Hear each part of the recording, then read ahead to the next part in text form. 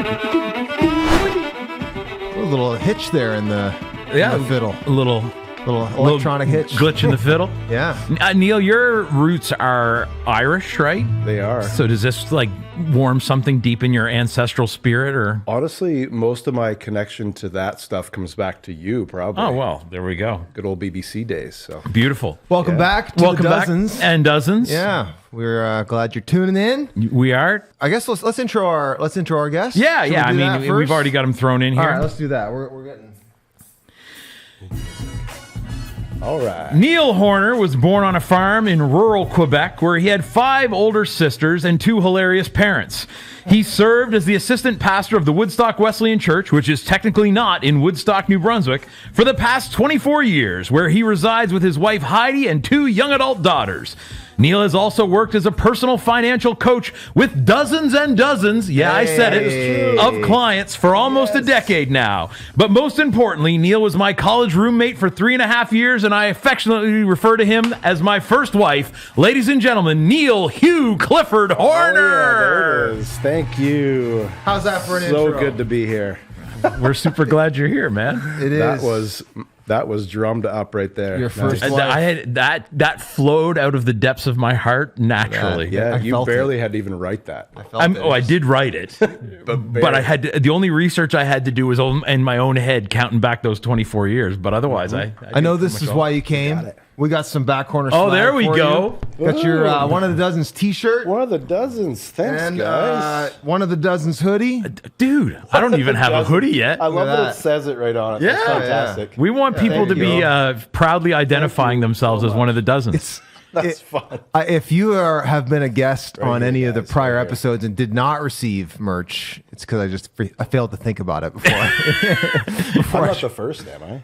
No, a couple have. I've done it a few times yeah. when I think about it. Yeah. Or when I think they're gonna like it. We're on the Brent remembered it schedule. Yeah, of, okay, yeah. On the way down. Real special for a moment, but now I just feel normally No, special. I went and got you coffee, and when I was in the did, mode of you did. serving There you Neil, go. I was like, you know what? I should get him some merch. So Well, I thank worked you. out. I'm excited to don it. You're Dawn. yeah. I've had dozen sightings as far as Ontario now. That's amazing. Yeah. Yeah, I would. Speaking of being one of the dozens, if you are one of the dozens, one of the things you can do that would make a world of difference to us is help someone else become one of the dozens. Yeah. Like, share, subscribe, share. invite a friend, tell them to come hang out. Yeah. Also, it should be mentioned to our faithful dozens. I saw part of the new merch in the wild. Oh, really? Yeah, someone ordered Ask Me About the Nephilim shirt. I love those. So, yeah. Which is They're available. Which is a great shirt no matter what. But if you're a part of King's Church, you will recognize the design, and it's another level of funny. Yes. From our Ask Me About Jesus shirts that we did a few So years Are there back. any requirements on people who wear that shirt? Like, do No. they have to be able to explain what that is? Or do they just have to be I feel out like there? And, it's even more fun if they don't know. Yeah, my hope is that it will not lead so much to conversations about the Nephilim, but about something truly important, the Back Corner Podcast. Yes. And people say, oh, actually, I don't really know about them, but I listened to these 2 yahoos, and one of them's really into him, the other one pretends. Well, the irony is there's no mention of the back corner on the shirt itself. It's not a just bit. about the Nephilim. Yeah, So, it's a little Gnostic marketing. Yeah, exactly. You're trying to get people to wonder what the secret information is that they need. That's right. So like reverse psychology. Yeah, Maybe they'll end up at the back corner. Mm-hmm. You never know. That's what we're hoping. Today's sponsor. Yeah, we our official sponsor is Neil. all right. Well, so as I mentioned he gets a shirt. in the intro, Neil also, in addition to being a pastor in a local church, serves as a personal financial coach for people, helping people get out of debt, helping people get onto budgets, helping people get their financial house in order. Several years ago, actually, Neil really helped me and my wife get some stuff sorted out and get some things in a much better place. And so I can personally recommend his services. So, Neil, what are, I Where mean, do we find you? Yeah. Where do we find me? Just look, it's a real fancy name. Yep. It's my name, Neil Horner, and then you follow it up with financial coaching. If There you you look go. at that on Facebook or you go. Instagram, you'll find find me. it. Neil Horner Yeah, nice Financial and simple. Coaching. There we Awesome. go. Neil Horner Financial Coaching. Yeah. You should like maybe ask me about the Nephilim shirts available on your website, There you and go. maybe that will somehow get back to. There we go. I saw this shirt and I ended up with a financial coach. I don't know how it I think happened. I think you should have asked me about Dave Ramsey shirts. Ask me about budgeting. Yeah, I'm really better than I deserve. You'll figure this out as we go forward. But genuinely, if you're kind of finding yourself in one of those situations as an individual or as a family where there's more month than there is money, or you've got like debt that you just can't seem to get out from under, like there are strategies that can help with that. And Neil is the best guy I know for helping walk you through that. And check him out, Neil Horner Financial Coaching. That's awesome. Yeah. We also have an unofficial sponsor. Okay. And I don't actually, know what it is. Actually, yeah, this is perhaps the first thing we've done on air officially that Brent has had no idea what it is. But Neil actually came in with a suggestion for an unofficial sponsor for today. Neil, And do it you was want to? approved immediately. I approved it immediately Without question by the or power reservation. not invested in me. And so, Neil, why don't you let us know who is today's unofficial sponsor? Well, I thought it only made good sense with Brent being one of the hosts here and me being the guest as a type 1 diabetic that Karen Ingersoll Oh, my mom. be the unofficial sponsor of today's show. I like it. Yeah. Shout out Karen Ingersoll, my mom. Your mom's So- the sponsor. And the reason the sponsor. she's been a diabetes educator. Diabetes. The diabetes. The diabetes. I got that sugar. She's been helping Teaches people about the sugar. I should make my mom a shirt helping people with their insulin levels There we since go. 2006. or Ask whatever. me about your pancreas. There's 3 medical people I would trust with my life, and she's one of them. Hey. So Hey. she is Me a too. very good unofficial sponsor. Hey, today. well, Yeah. shout out my mom. Yeah. There you go. Come home. Stop traveling so much. She's There on we a go. cruise. Likely. Yeah, well, my Facebook feed is full of videos that she's taken on the cruise ship. So I'm very. They're living their best You're life. engaged. I don't know why the algorithm thinks I care where your mom goes on Yeah. vacation, but Well, it's going to care apparently- more now. Oh, that's true. Like we're shouting her out. Mark Zuckerberg's listening. This Yeah. is if they matter to Brent, they matter to me. Hey, all There you right. go. Speaking about what matters to us, producer Ron, what are you researching? I need to know what do you prefer, smooth or crunchy peanut butter? Oh, that's easy. There is a right and wrong Yeah, there answer sure here. is. I feel like I don't know if anybody in the dozens is going to give the wrong answer. So, If they do, I would kindly ask them to remove themselves would from the love- dozens. I mean, I would love to zag on this, but I'm sure we're going to agree. I can't imagine. Let's say we're it gonna- on the count of 3. This could be a short interview. Okay. 1, 2, 3. Smooth. Oh! Did you say both? No, we both said smooth. Get those peanuts out of there. Who I wants want- peanuts in their peanut butter? Well, that's it. I want the butter, not that. If I wanted chunks of peanuts, I'd eat a handful of peanuts. That's right. Yeah. Which I'd never do. Hey, could you take this The worst nut. and begin turning it into something creamy and delicious, but then quit halfway through? Crunchy peanut butter is for quitters. My dog doesn't even like crunchy peanut butter. No. No. Your dog's he's a purebred good He's boy. a He would purebred not good like, boy. yeah. Yeah. He looks at me like, he's like, you expect me to eat this? Dude, I love peanut butter. Me too. I will say though, I need to go on record for anyone who thinks that because it's got nuts in it, it's healthy. Yeah. You're a moron. And for anyone who thinks the fact that it does technically have some protein in it outweighs the fact that it is primarily a form of frosting. Yeah, you've been clarifying what peanut butter is since episode 2 when we found out it's a spread. God, Not a condiment. Spread. yeah, we had a whole discussion about whether it was a condiment or we a ranked spread. top 4 condiments, and I put peanut butter, and he goes, "No, that's a spread, bro." That's a spread. There are You are correct. In a tablespoon of Kraft smooth peanut butter, there are 90 calories. A tablespoon. Yes. I still slide it in there thinking it's protein. Oh, dude, here's what I tell myself. If I'm my going to chaser eat when I'm something my very blood sugar as sugary, well. then something with a little protein is better than something without protein. Yeah.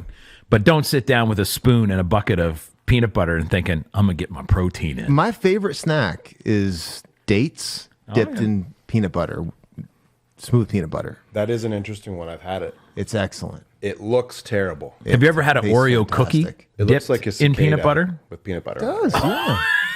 You should call them that. Yeah. Poopy cicadas.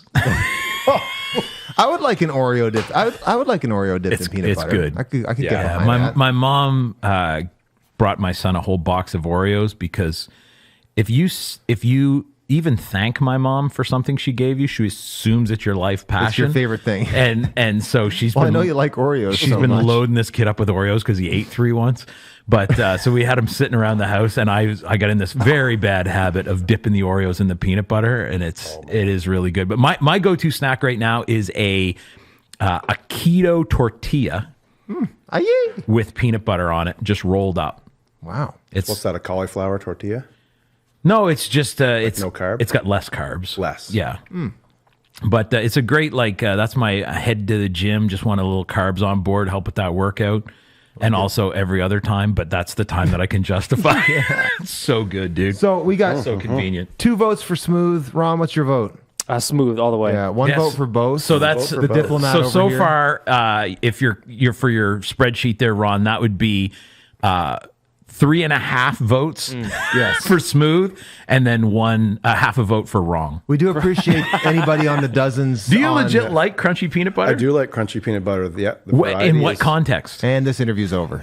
That's what I said when this is a risky move, but I don't think the context matters for me. No? I sometimes on a nice piece of toast out of the toaster. I could get behind little it. Yeah, I crunch, could get yeah. A that. I little could. crunch on my toast. I wouldn't if I was Okay. staying over at your house and we were having toast with peanut butter for breakfast and you only had crunchy. I would have it and enjoy it. If you had smooth, I would pick that. Yeah. Well, I will endeavor to have smooth going forward. Thank you. I'd really appreciate your But if attention. I Look at the life fail change. that- Look at the life change. But if I happening. wrong you and I only have crunchy, Oh, dude, Transformation. This is going to be dangerous because Neil and I have like 40 years of inside jokes. There's just one right there that like 3 other people will get, but Well, me and the rest of the dozens. The dozens will not, try but to 3 keep will. up. we're going to do our best not to we won't- just we load won't. them. We'll get your answers in the YouTubes or the Spotify. I think you can Let comment. us know there. if Or there on there is a Facebook. strong team crunchy out there. Bring it. We what also about craft versus off-brand? Craft. Can Ooh, you Jiffy. handle the change? Jiffy's nice. All right, Ron, make note of this. We need a future Mountainous top 4. Mountainous top 4 brands you are weirdly loyal to. You Good. Yeah, that's good. I'm pretty much like there are just I don't want to go into it now because I don't want to ruin it for later. But there are a handful of brands that I am just like, no, I want the brand. Everything else, Kleenex. I don't care about that. Okay. I'll just get. reply, it I'll doesn't use a matter. Scotties. I'll use a Majesta. Yeah, You're PC. impartial in your Yeah. your nose blowage. I'll put my snot on anything. That's commendable. But right. if you're on Facebook as well, you can watch the back corner now on Yeah, Facebook. it is on Facebook. Leave Like some the of those comments. full episode. Yeah, leave We- some of those comments. We'd love to hear from you Do it. out there in the dozens. So. And I can speak for myself and say if there's anywhere I might end up getting a chance to respond to comments, it would be on Facebook. So Speaking of top peanut butter brands, Okay. there is a video of Ben Rector. He's like a I've heard the name. Christian music guy. He's great. He's very talented. He's got a really good social media following. Like he's just kind of funny and creative. His music's okay, and he's really good on Instagram. It's funny. I didn't know he was funny, but like- I like his music a lot. Yeah. Okay. Well, there you go. That's how I always think of Justin Timberlake. But he's got a video. My least favorite thing he does is music. Yeah. So Ben Yeah. Rector's got a video where they blindfold him and they put 6 different types of peanut butter and he has to name them and he nails it. Wow. Really? 6 for 6. He knew exactly what it was with one taste. It's quite incredible. That is impressive. He's a connoisseur. That is So impressive. you can probably find it. I don't know. Maybe Ron will find it and post it in the show notes. I don't have that sophisticated Yeah. a palate. Yeah. Anyway, neither. quite impressive. All right. Speaking of that, Yeah. a hill I'll die on. That didn't escalate quickly at all. No, that The volume. And fast. There we go. It jumped up a notch. It did, didn't it? that's that last. What's that from? Anchorman. Boy, that escalated quickly. So yeah, a hill I'll die on. This is just some thing that you have a deep conviction on, ideally about something not that important. Could be a nit to pick. Yeah, like it can't be. axe to grind. I believe Jesus loves everyone. That's true, but that's not in the spirit of the thing. Yeah, It's- a hill you'll die on. all right. You want me to go? Oh, The hill I'll die on Oh, is that pop is best from a can. I don't like bottles. I do not like it in a jar, and I think fountain pop is watery. I prefer any sort of pop, but particularly my beloved Coke Zero from a can. I'm going to disagree. I thought we were You're gonna going be all wrong. Sam I Am for a second there. I do not like it in a jar. I don't like it in the car. I will not buy one at a bar.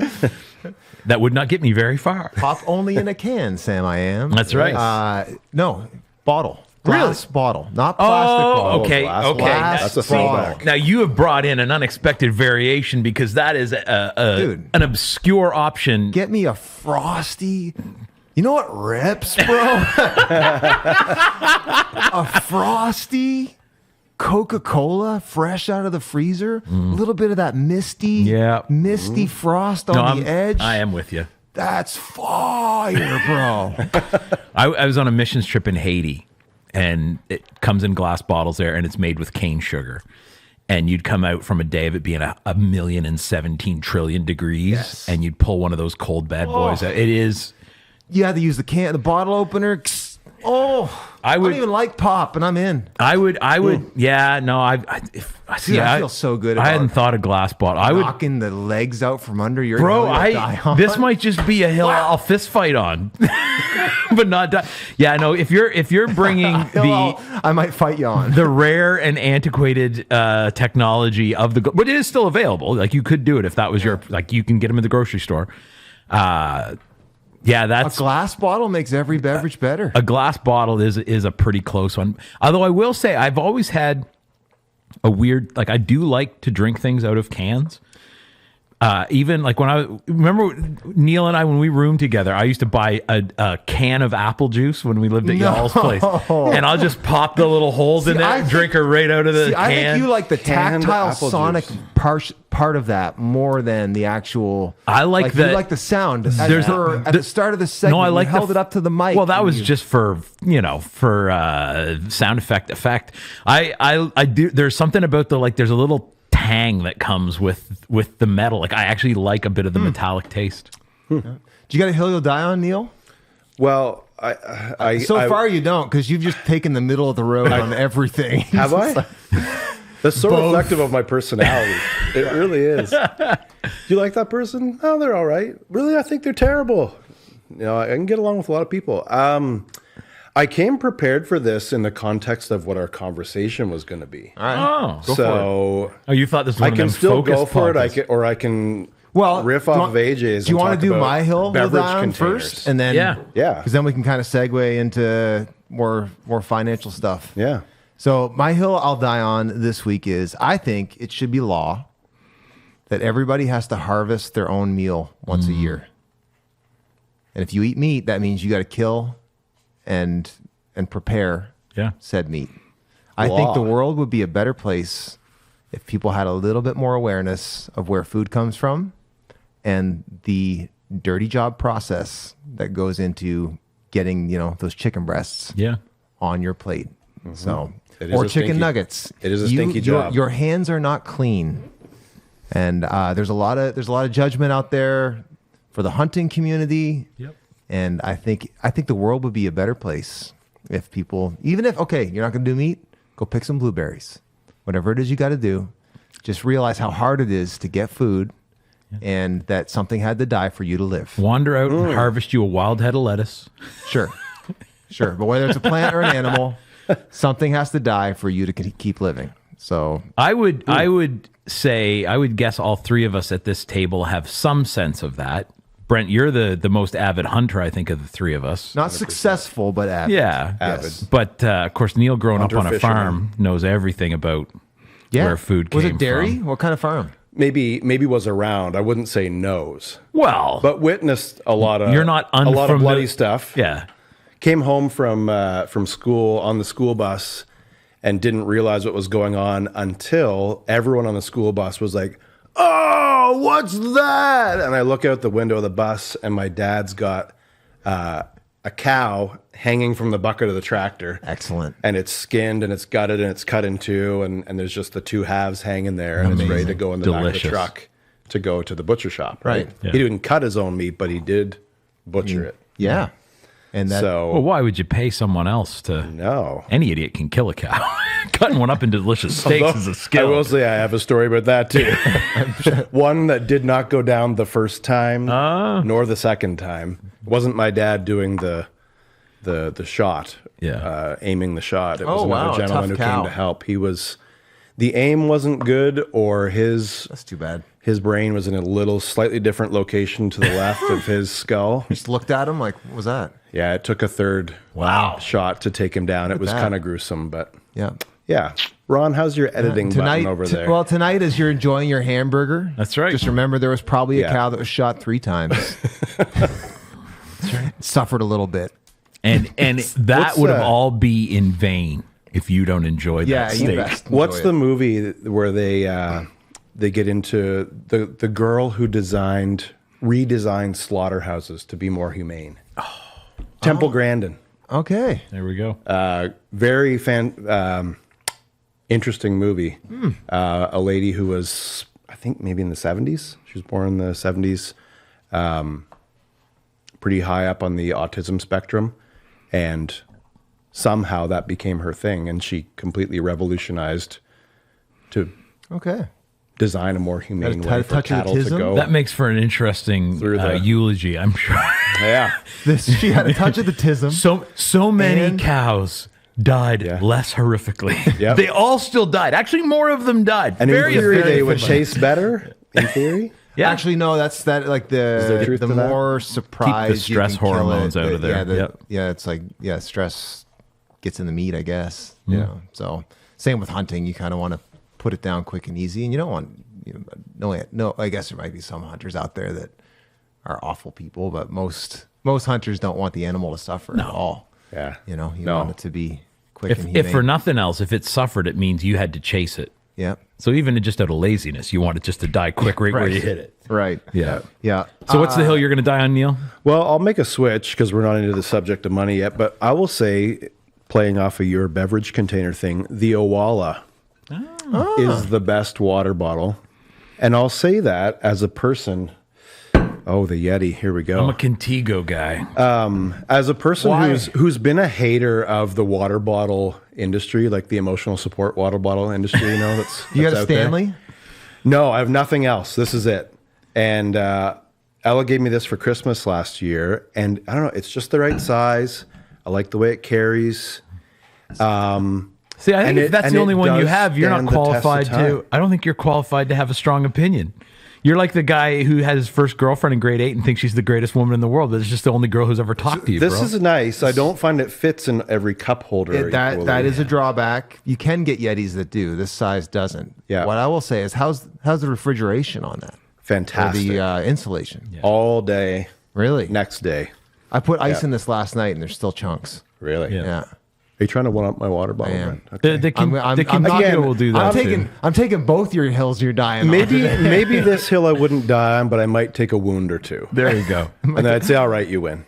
You guys both went into hills I'll fight you on, but I'm not gonna hang my hat here entirely. But I will take a sip from it right now. Go for it. Enjoy a tasty sip. Well, from while your you're doing Owala. that, why don't Today's we unofficial sponsor also Owala. water bottles? Yes, just as a emotional concept. support Find the water one bottles. that you love. No, the You wanna- industry drives me crazy. You want to dive into some overhated, overrated? Well, yeah, let's do that. I mean, we're going to kind of jump back and forth into finances, I think. Yeah, yeah.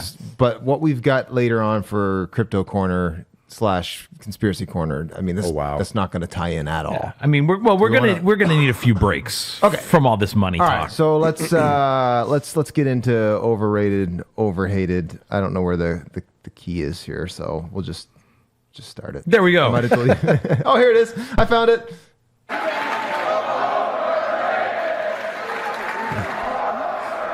All right. Credit cards were seen as a miracle of convenience when they first came out, allowing people to pay for all kinds of things without having to carry a bunch of cash on them at all times. But credit cards also tend to come with high interest rates, and people often rack up incredibly high debt with them that takes a long time to get out from under. Meanwhile, in our growingly online economy, credit cards have emerged as an incredibly convenient way to pay for purchases and subscriptions.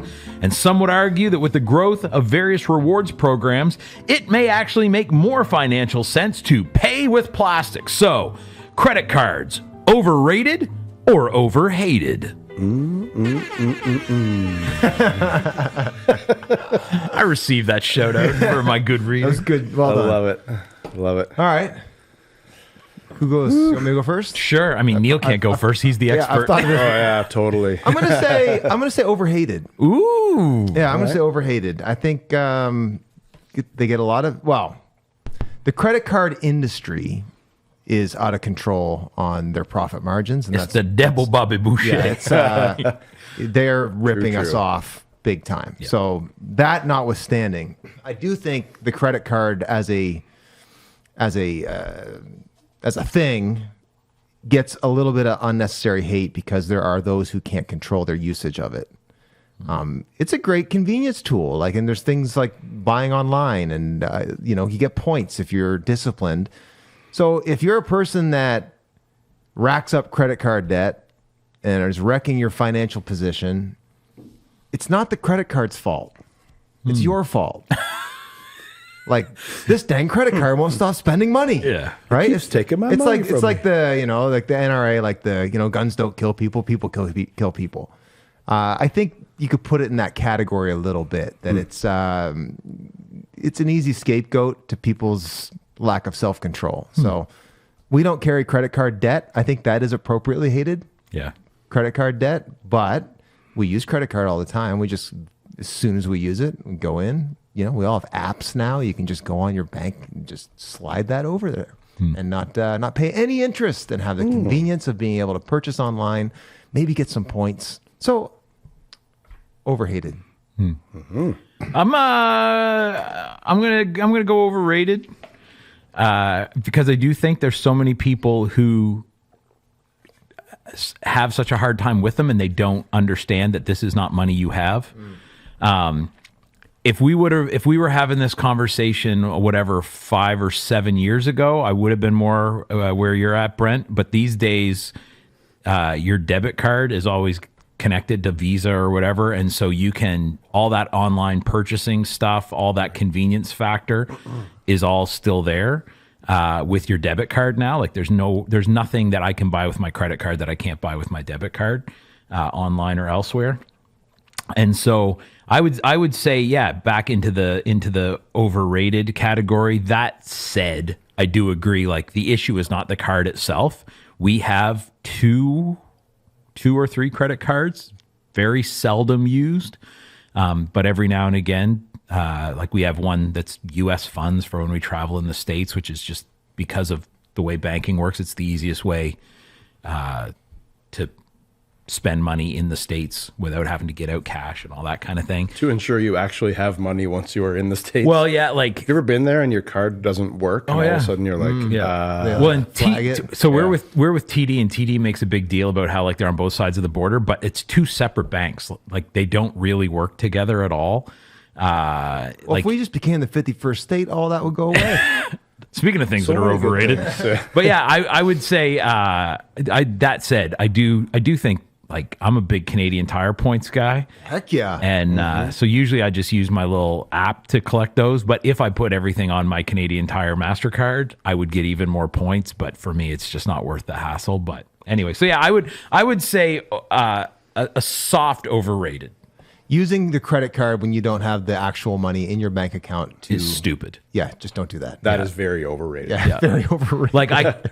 Maybe there's a world where you break down on the side of the road and it's either die in a ditch or an emergency. right. It should be something approaching life saving, and it still shouldn't be your plan. You should have a plan to have money saved up for those situations, but Just know you're getting ripped off. you are big They time. are ripping us off so bad. There's a reason that lending money is a business, and the only way it works is by ripping you off. Yeah. Yep. One of the most profitable businesses. Yes. Yeah. And so the question is not if when I borrow this money, am I getting ripped off? The question is, who is ripping me off the least? And the answer to who is ripping me off the worst is payday loans. And then next to that is credit cards. Yeah. Yeah. Yeah. All right, what do you got? I got to go overrated. I kind of I've softened some in it though over the years. For us, because our journey definitely involved those things and problems with those things. We were like, okay, we have to. If there's a way to inflict yourself with an allergy to something, we have to do this today. So like we cut off the use of them for years. And, you know, we just know for Heidi and I that we're some of those people that if we have it and we use it, like some people will pay all their bills with it, right? To collect the points. And some people can really, really hack that system. They've never paid for a flight or they've never paid for rental cars or whatever. But we are not those people. We have discovered we lose track of all the spending we've done because it's not just happening with our real money. It's happening with borrowed money that we have to go then pay off. Right. So we just had to say no to ourselves because, like you said, the card's not the problem. We're the problem. Right. I can't trust myself with that thing. Yeah, that thing is not good for me. And so personally overrated. There are exceptions, I think, like we've all said here, people who can make that system work for them. And it's like a lot of things. It's a tool to use in the system. It's one that people cut their hands off a lot on, right? That's a good way to put it. It's a dangerous tool. Yeah. It's a dangerous tool. Not everyone should Table use saw, a if table you will. saw. Learn how to use it if you're going to use it. Go through the instruction manual. You could cut your thumb off real easy. Yeah. You could cut your future off very easily many have. if you go whole hog on that thing. So All right. yeah.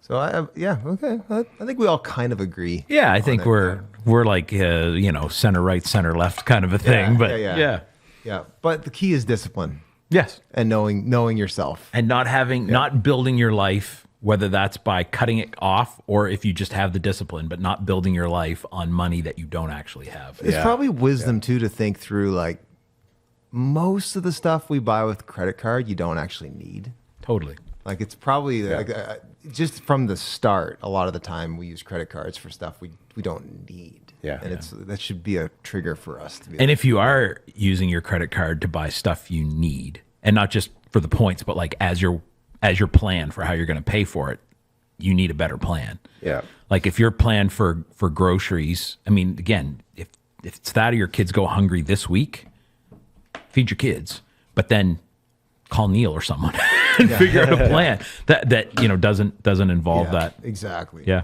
We do have one and we use it, but sparingly. Yeah, like that's us too. things we need. I need diabetic supplies. I don't like being out of pocket till I get reimbursed. Right. So we'll do that. I will say one of the best pieces of advice I ever got when I first started in ministry, my boss, this was a bajillion years ago, and the idea of like a church credit card that employees would have access to just wasn't really a thing yet. And he said, look, best thing you could do, he said, just go get a credit card. When you buying stuff for youth games, whatever, just put on the credit card, submit your receipts, get it back, and then just pay it off, and you won't have any like interest payments. That's probably the smoothest way. I mean, you can come and figure out exactly how much you'll need, and we'll write you a check. So I thought, okay, I'll do that. So I went and did that. Never thought anything of it. Just used that card for work expenses. Always paid it right off for 2 or 3 years. And then when we went to apply for our first mortgage, had an amazing credit rating. Right. That was built up on my work expenses. Like it wasn't my own personal expenses.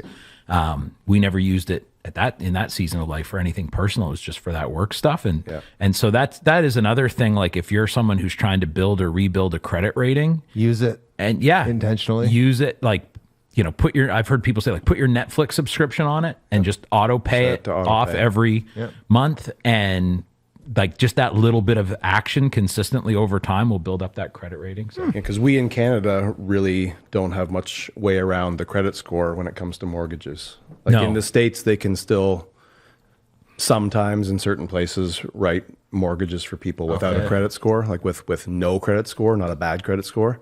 But in Canada, we just have not figured that out, apparently. And that's how housing markets crash, I believe, isn't it? I don't know. Well, yeah, that's approving people who shouldn't be approved. Yeah. Well, people with there's the zero credit score, which is a person who's a disaster. Yeah. Then there's one who has no identifiable credit score, but they've got a wad of cash sitting on the table saying, we have a $200,000 down payment. We'd like to buy this $500,000 house. We have proof of income. Yeah. Gotcha. But they just don't have a credit score. When we moved, my wife and I moved to Bangor, Maine 10 or 11 years ago now. We'd owned a house in Canada. We had a great credit score in Canada. We wanted to buy a house in the States, and we couldn't get approved for a mortgage there because the Canadian credit score system is different than the American, and they didn't know how to translate it. And like we had 2 or 3 different mortgage brokers go, like we'd say, here's our situation. Like, yes, this will be no problem. Then they'd come back and go, basically there's a program on the computer and you have to put a number in. And if you don't have a number to put in, you can't submit it.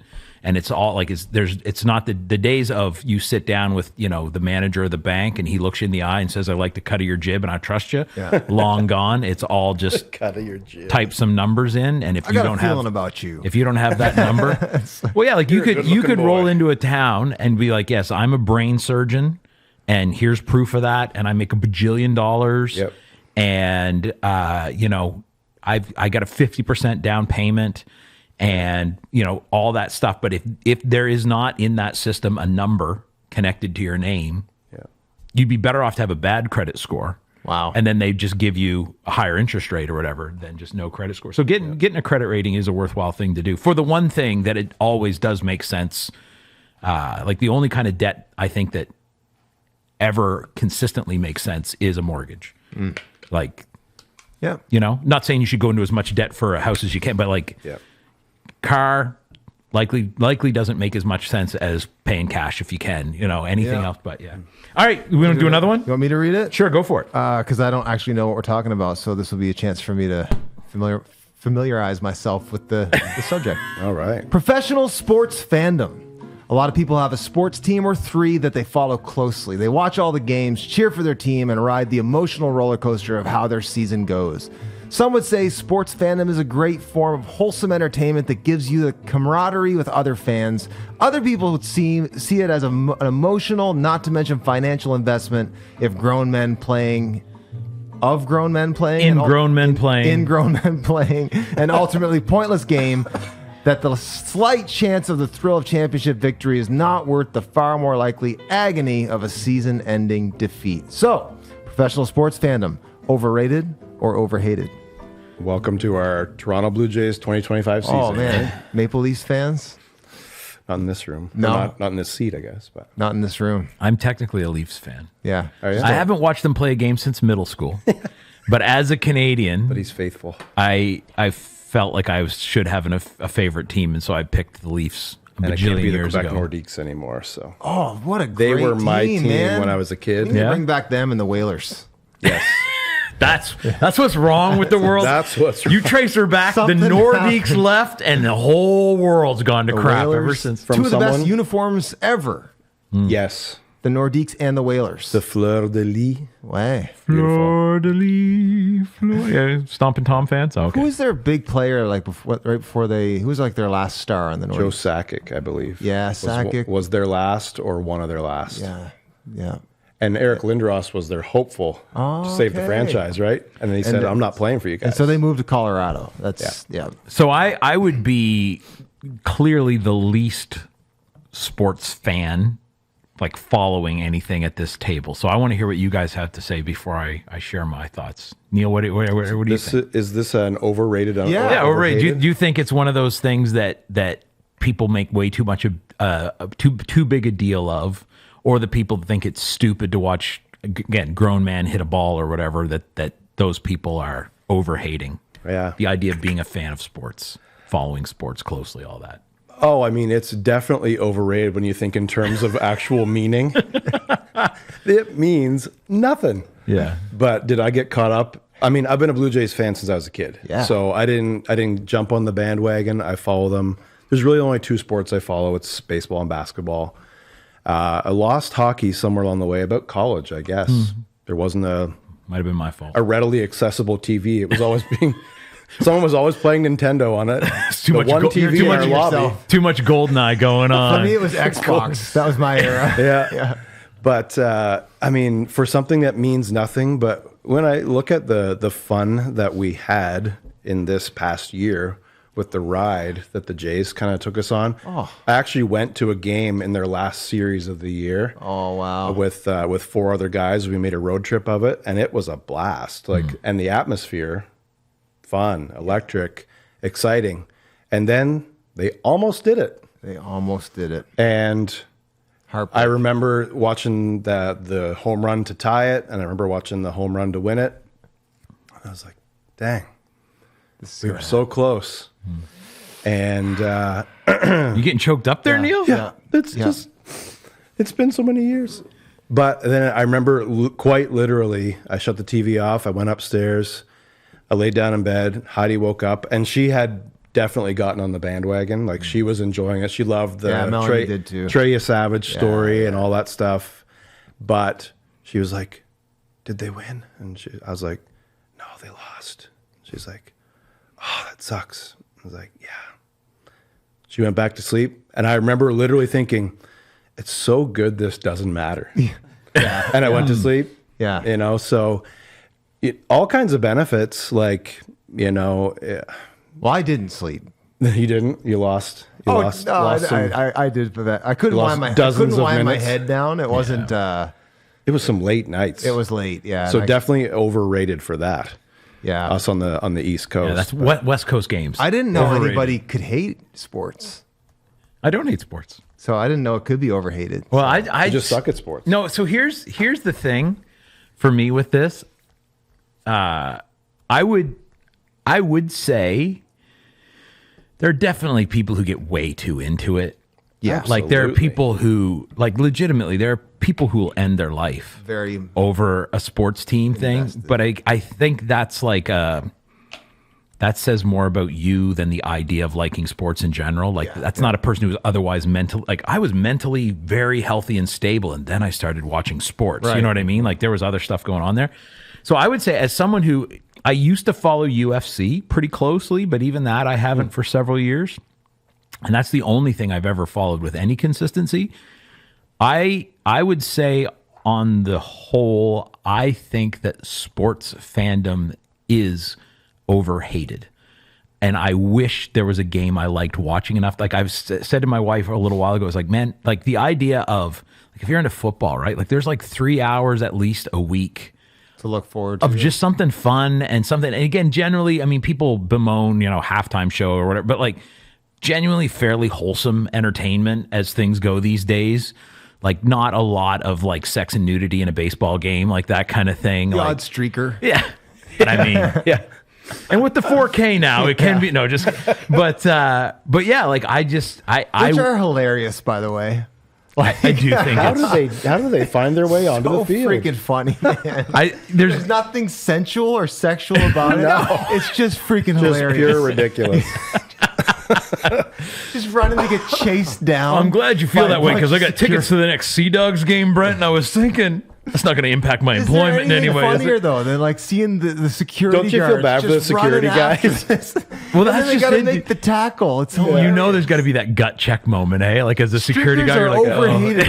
And the Overrated or streakers are usually very fast and agile. Yes. The security guys are not.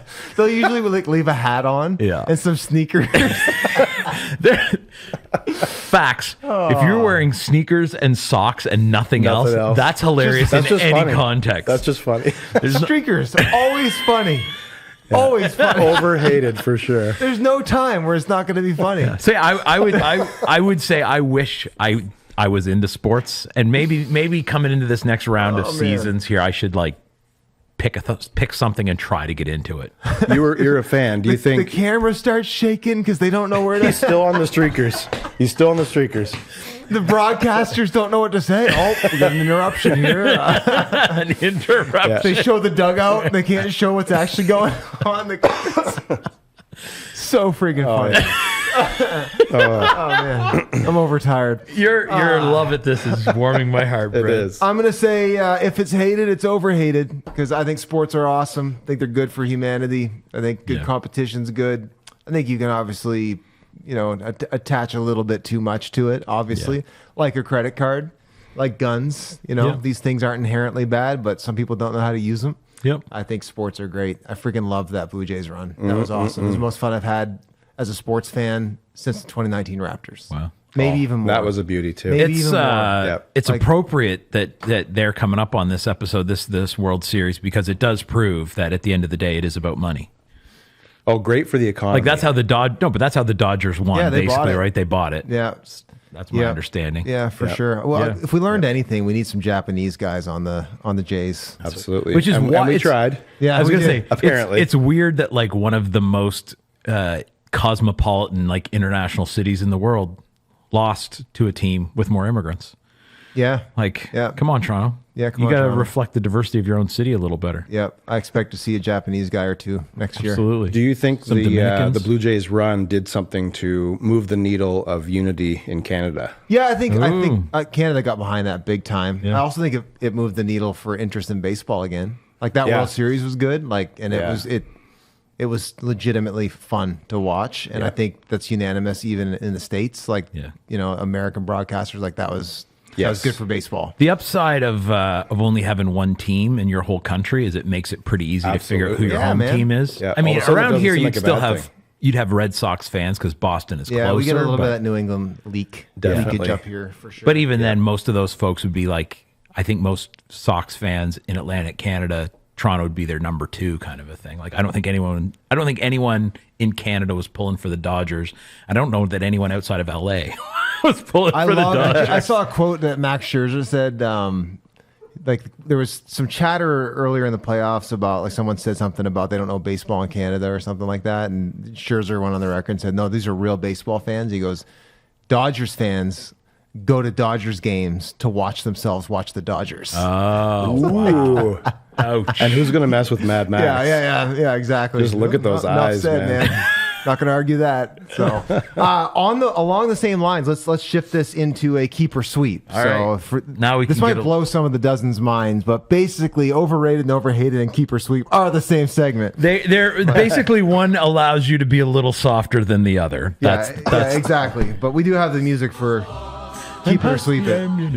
But we're staying in the vein of sports. Yeah. Keep it or sweep it. Sports betting.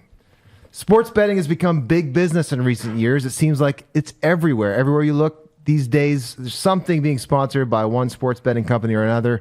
Some people say it's just harmless fun and that it's just pure chance gambling if you follow the sport closely, and thus, or it's not just pure chance gambling, but if you follow sports closely enough, you're making informed predictions. Others say it is gambling, pure and simple, and as such is poor stewardship at best and quite possibly a gateway to addiction and financial ruin. What say you? Sports betting, keep it or sweep it? And I think that's a sweeper. Yeah, I'm going hard sweep. Yeah, camaraderie may be the one, camaraderie was from the last one. thing, of good, but Do you get camaraderie from sports? there betting? is I think we have yet to see the negative fallout from how this has all gone. It's getting bad. Yeah. It's like I think there's especially I think amongst men. I think I heard something like 50% of men between like 18 and 50 or something like that have a sports betting account. On FanDuel or So like half of them. DraftKings. Yep. This has been brought to you by DraftKings. By the or way. Yeah, unofficial whatever sponsor. podcast you listen to sponsor because they're We're gonna get sponsoring sued everything. by we say. DraftKings after this. Yeah. Like and as a sports fan, like even watching the games now, I find so much is annoying. taken up by that. Yes. It's annoying. It's Here's frustrating. your Like, over-unders why and- do we need this? This is only for a segment of the population, but whatever. But yeah, I think there's a lot of danger lurking here, and we're just getting into Yeah. it. I think Definite gambling, sweep. just gambling in general, is wrong. Yep. Like especially for a Christian, like we shouldn't gamble. That said, let me provide some nuance. I think we need to be a little bit smarter as to what is gambling and what isn't. Like to sit down and if we decide and Ron pulls up a chair and we're like, let's play poker. Let's throw $10 in the pot to make it fun and interesting. That's not a gamble. That's $10 I'm prepared to lose on the fun of having Yeah. like the chance. I've already won, right? So there's no chance involved, and there's no. I'm not going to feel I've already won, and it's gravy that if I win the game, I get $40 or whatever. Like, so I think Christians in the past may have had too Legalistic. approach on what is gambling and what isn't. Same with like I'll go in like on March Madness. Like I won the high school pool back in. Well done. Yeah, At FHS, Congratulations. no less. I won Oh, like yeah. $800. Yeah. It's a basketball Yeah, town. yeah. They know their stuff. Well, it's all chance. It is. It really is. But it wasn't a gamble. It was like, I'll pay $5 to be in this, Yeah. you know, and put my bracket in and see how it holds up. Like, it's a win. So I don't think that's gambling. That said, like, you know, sports betting is just gambling. You know, I don't see how it's not, you stand to lose. Yeah. I guess at the end of the day. I mean, I've had actual conversation with one young man too, who like he brought it up and was saying, like he sees it as a way to supplement his income. Yeah, see, that's just So not smart. He doesn't see the gamble. He sees I know my stuff. yeah. So it feeds that bravado, right? Like that. Well, I can't lose. I know what's a safe bet. It's not really a bet. I'm gonna win. to play the devil's advocate, then, if he's right, like, is that any different than you know, my dad, you know, doing portfolios on the stock market? It's educated guessing. Yeah. At the end of the day, I would say the difference there would be,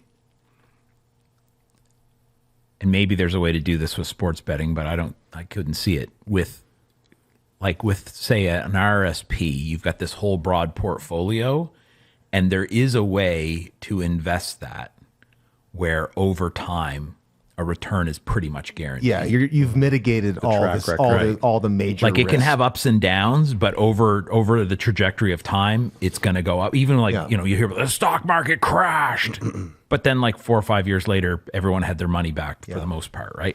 Except for the people who freaked out in that moment and dumped it all into something. But like, we have decades of evidence that there's a way to invest that guarantees more or less some And level generally, of we return. should have somebody like your dad in our corner who can walk us through the learning about it. Right. Yeah. Right. Whereas, what's this? and that's a good point. This has been a big episode for your parents, man. Man, look at that. Doug, Karen, both getting shot out. Unofficial sponsor. There's something to be said about that though. Like within the sports betting system, like I don't know how this guy's making a lot of money. Maybe you can educate me on this.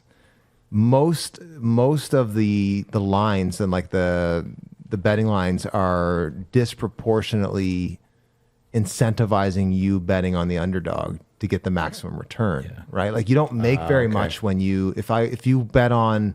If it goes the way it's expected to go, you don't make money. Yeah, exactly. I see. And so like, and so in basketball, for instance, like, you can pretty much, there's upsets, of course, but you can 3 out of 4 times the better team's going to win. Yeah. And the betting lines reflect that, where it's like, if the Warriors are playing against the Wizards and you bet $10 on the Warriors, you're going to make $10.25. Yes. Right? Like, but if you bet on the Wizards, you're going to make $100, but it's likely you're just going to lose $10. Yeah. Yeah. Very likely. That's how that's all built. Yeah, I would go hard sweep on betting in general. I think it's a desire to get money without working for it, which I don't think is healthy. Yeah. I read in Thessalonians this morning, actually, about Paul saying, like, basically calling out the freeloaders. Yeah. And saying, like, Work if with you your don't hands. work, you don't eat. Yep. And Yeah. like, we don't accept those people in our Christian community. Like, Yeah. And I think Interesting. I think it does appeal, sort of what you were saying, Neil. It appeals to a sense of pride or a sense of I'm super smart, I know better than it. Which that's a dangerous thing to call out because I mean, in theory, any career you'd like to think you know what you're doing. But I do think there's a certain like I understand what no one else understands, as opposed to I'm one of the many people who understands. Like in order for you to make money, like you were saying, Brent, in order to make money on gambling, you have to know something no one else knows, not just something only professionals know. well, and there's a lot, at least within the NBA, which I follow closest. There's a lot of smoke right now, and there's been some guys implicated, like players implicated, Coaches. they're throwing stuff. Yeah. And there's a whole Which is underbelly, if you want to talk about how insane greed is. right? You Like, guys you're- are already multimillionaires. Yeah, you're making millions and millions and millions of dollars, and you're like, A little more wouldn't I'd hurt. throw it for a little more. Yeah. Yeah. But Yeah. even connections to the mafia. Yeah, and Potentially. and there's smoke One of right now those. around some big names that have not been implicated. Some really? some Haven't heard famous those names. I would agree Allegedly. with what you were saying though too, Brent, about like I do think there's an idea of gambling that can be too legalistic. I'll never forget. There was a guy, a church I worked at once, and because back in those days, in order to be a member of that church, you couldn't be someone who gambled, and he hated that. He didn't like to gamble. He didn't want to gamble. He just thought it was weirdly legalistic, which was his baggage from a cult that he came out of. Yeah. But he's like, if I think that a fun way to spend 2 hours is to take $20 and go to the casino and yank on a Right. slot handle, and you want to take that $20 and go to a movie, Right. what's the real difference? Yes. And I do think the odds, like I haven't heard as many stories of someone's life being ruined by a crippling going to the movie addiction. But again, that's the same argument you could make against, Yeah, you know, alcohol. the person who has a glass of wine with Yeah. dinner, right? Like that kind of thing. Yeah. But I would say, like, I've also seen the bigger thing I've seen that I think is kind of dumb is like some kids are doing like a 50-50 raffle draw to try to raise funds for their Right. little, like, Yeah. and Oh, it's I like, can't participate. yeah. in So that. my thing is similar to what you were saying, Brent, with the whole, like, you know, I'm buying the experience I'm having kind of a thing is if I would give you this money anyway, Right. I don't think it's wrong to have the option to win. Totally. And if you're looking at it from a stewardship perspective, actually, It's a win-win. oh, really? Yeah. Like, and I was even, I would, Giving, and I might win. right. Like it's one of those, like I would give this scout troop $5 just to give it to them because I wanted them to have fun. And if there's a chance that in giving them that $5, I might get $50 back, I don't think it's wrong to do that. And I would say if you do feel the same thing I would say about tax returns, like people are like, I don't want to give just to get a tax return. And I was told people in my church, get your tax return and put your tax return in the offering. Like if you're burdened by that, Yeah. it's like if you're gonna buy a We'll take raffle it. ticket for $5 and then you get 50 back, then turn around and give it back to the scout troop or give it to the single mom who's struggling, or like do something good with it. But like The old don't preacher said, don't sin twice. well, like, don't feel like it's some like there's some innate evil in receiving money back for something you would have given money to in the first place, and maybe instead go, this is an opportunity to do even more good. Like, sure, I helped this little league team buy new sneakers or whatever they needed, and now I can also do some other good thing with it. Like it kind of has this like, ooh, dirty of the world. Like it's just weird. I think it's mitigating loss, right? Like if you're trying to like, so take what was the 50-50 draw for the World Series in Toronto? It was like 10 million Oh, or yeah. something like that. It was like the biggest one ever. Yeah. And if at first, you know, like say that the 50-50 is going, that one's different because it's just going to their industry. Or Jay's whatever. Care Foundation. Oh, what did it? Okay, I think so so. take that, right? At first, you're like, hey, I'll throw $10 into Jay's Care and maybe win 10 million. Yeah. But if you start seeing that climbing up, and you're like, I need to increase my odds, Right. Yeah. and that's the subtle shift in there where it's Yeah. like, I need to see Yeah. if I might be able to win this. If You've you just gone down the vortex. totally, Yes. if what you are giving to the thing is impacted by the chance of winning, Yes. you've crossed the line. Yes. But I don't think, like, I know Christians, and I respect that this is their conviction. They'll like, I will give you the $5, but I will not take a 50-50 ticket or whatever, a raffle ticket. Like if that's your thing, cool. Yeah. But I feel like that's to make that a universal standard is a little legalistic. Yeah. If you win, if you go to King's Church and you won that $10 million 50-50, we'll take that tithe. That reminds me of that old Don't sin story about twice. the guy who Thing, right? guy who won the lottery or whatever, and went to I don't know, like some pastor or whatever, and was like, I feel like I should like give some of this, and the guy, we don't want that. That's filthy lucre or whatever. And finally gets this one pastor, and he takes it, and his board calls him out on it. It's like, you're taking money from this inveterate gambler or whatever. And he goes, the devil's had that money long enough. That's right. Redeem it, man. Totally. Absolutely. That 50-50 and the Jay's Care thing really speaks to what is also part of it is hysteria. Yes. Because I think they did the Jay's Care 50-50 for the last month of the season, and we were there at the final series, and I threw in $10. I was like, it's a good cause. Yeah. And I think at that time it was at like 2.8 million. Yeah. With 2 games left in the season, and by the end of the season it had reached 4 million. So it took all month to get 2.8. Yeah. Another 1.2 in 2 days. And so then whoever won got the call from Buck Martinez, right? Yeah.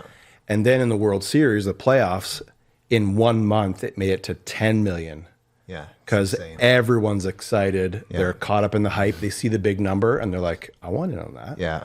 And so there's like, it can catch a hold of you, right? Yeah, for sure. So it does speak to that, that desire of, it's like the credit card discussion. The card itself is not bad. Yeah. The person handling it has some work to do. Yeah. And it speaks to, you said like that desire of ours to circumvent our circumstances or our system, and I can hack it to not have to work. Some people are addicted to get it done quick. Some people are addicted to the rush of gambling. That's another piece. Like we have people in Celebrate Recovery that they compulsively need that risk. Yeah. I think most gambling addicts, they if you're a gambling addict, you are not addicted to the money you get from gambling, because you would never figure out you're an addict. Chemistry, like if you're actually making that much money off it, like no one's life has ever been ruined by, I just keep winning like $5,000-$6,000 every week. I don't know what to do. Like it's the losing, which means, okay, then what is it you're getting out of it? It's the rush, right? Yeah. And I think even if it's just motivated by financial gain, pure and simple, eventually you'll figure out, like, what's the old line? The lottery is a tax on people who are bad at math. Yeah. Like eventually you'll figure out, oh, this is not improving. If it's just about getting money, eventually you'll figure out it's not improving my financial state, but it's the possibility of winning or the rush. The house always wins. Yeah. That saying totally rolls around in my mind. I mean, where do they get the money for all the marketing that we're seeing? Exactly. It's the same as MasterCard and Visa, right? There's a less than this chance of getting struck by lightning chance you'll win some significant money, and more likely when you bet on that game, what you are paying for is the ad that you saw that told you should bet on that game. This might be a good segue into some financial conversation, but very few people have won the lottery a substantial amount, or like in some kind of gambling situation have won, big dollars. And even fewer of those people have been able to handle it. Yes. Held on to it. Like it's just completely exposes, the character, the mentality, the understanding that a person has. Yeah. Like you see this in sports too, to circle back on sports, but there was a 30 for 30 documentary from ESPN probably a decade ago. It's gotten better since then, but it was on like these guys that signed these massive contracts. A lot of them grew up inner city, some of them without, a stable home situation. Yeah. They grew up in abject poverty, and then they signed something for like $60 million, and that seems like it's infinite. Yep. Yeah. And within like less than a decade after they're done as professional athletes, they're bankrupt. Yeah. They've got nothing to show for it. Yeah. And it's like at the end of that documentary, they run credits, and in the credits, it doesn't show who produced the thing. It shows professional athletes that are bankrupt. And it just runs and runs and runs. That's rough. I don't remember what they were, but I remember seeing the statistics once on how many people who win more than $1 million, whatever, in the lottery are better off financially. I think it's like 3 or 5 years out, and it's wildly low. Yeah. Like most people, they blow through it, they lose it, well under 10%. Right? Yeah, I think like it's shockingly low. It's not one of those like, oh yeah, but half people can't handle it. It's like very rare that people can handle it. And it's that, like, he who can be trusted with little can be trusted with much. It's like you're just not built to handle it. Yeah. Which goes back to something I know as we kind of maybe move into this conversation a little more with you about this stuff, Neil. I know one of the things that you often will talk about with people is that like there is such a thing as not enough money, but for most people, the bigger issue is they're not managing it well. Yeah. And there are people who, most people would assume if you're making 6 figures, you would never need a financial coach. Mm-hmm. Or if you're gainfully employed, maybe a dual income household or whatever, doing well in a reasonable tax bracket, like you would never have unbearable debt or whatever. Mm-hmm. But I know, I've observed, and I think it's been your experience, like there can be people who have a lot coming in who still are an absolute mess financially. Mm-hmm. So it's, financial issues are not just a matter of income. Yeah. They're a lot of more likely to be a matter of management. And if you don't have much coming in, you have to manage it even better. Yeah. But if you do have a lot coming in, you've got even more to mess up. So you are a financial coach, Neil. Tell us just a little bit about kind of your journey that brought you to kind of taking on that kind of work. Ultimately, I think that kind of ministry, and then kind of what it is you actually do as a financial coach. Yeah. Well, we lived that life that we're talking about for our first 13 to 15 years together. Heavy sports gambling. Yeah, heavy sports betting, lots of lottery, won it 3 I lost times. so much money on Woodstock Little League. I can't even tell you. But credit cards, lines of credit, like just kind of going day to day with no plan, no idea what we're doing, and experiencing the stress of that, waiting for the windfall to come. You know, like we've talked about the inability of people to hold on to the lottery, or we were not winning lotteries, but we were taking out, we were refinancing our house, as bad advice might recommend, and dumping credit card debt into the house, the refinance, right? So, and thinking, okay, here's our fresh start. Now we're gonna do it this time, right? Old Gil is going to get it together, right? Oh, there's a good reference. So, but time after time after time, that credit card debt just kept coming back on us, or other forms of debt. And we were just kind of going day to day. Like, we were paying our bills, but we were just always in seemingly some level of crisis or emergency mode that always led to bad things and led to frustration. We weren't the kind of your classic husband and wife yelling and screaming at each other, fighting about money, but we were definitely not on the same page. And, God's so good, in his mercy, he threw up a few warning flags, to try to get us to slow down on this track that we were on.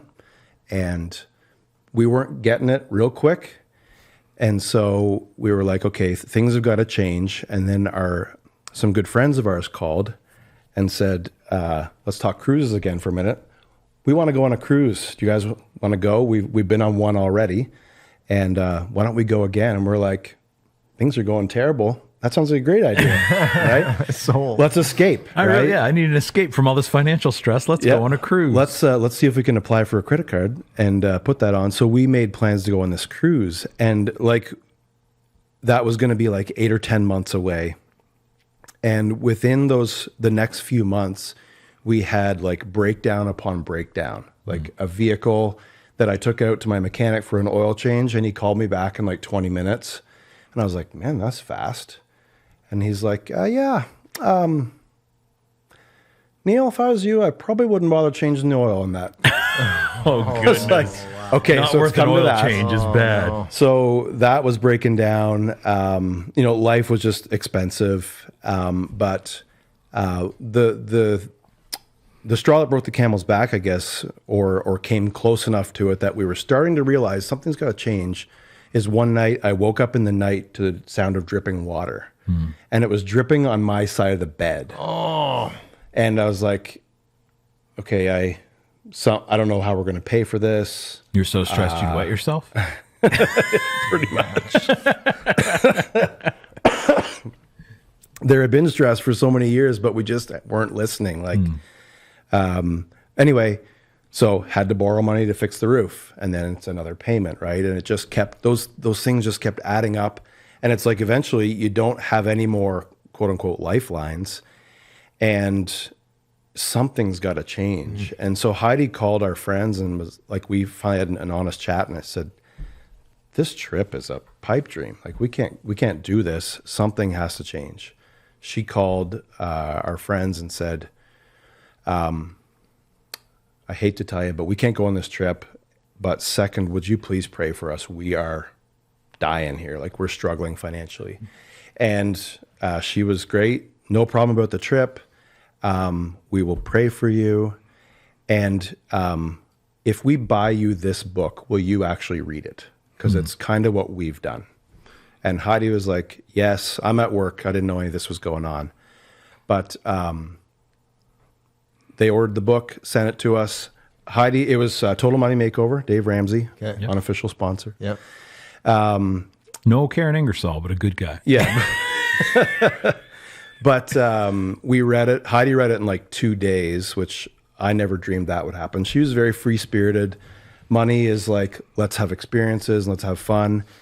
I grew up a little more she grew up in a pastor's home in the 80s, so she didn't grow up wealthy by any stretch.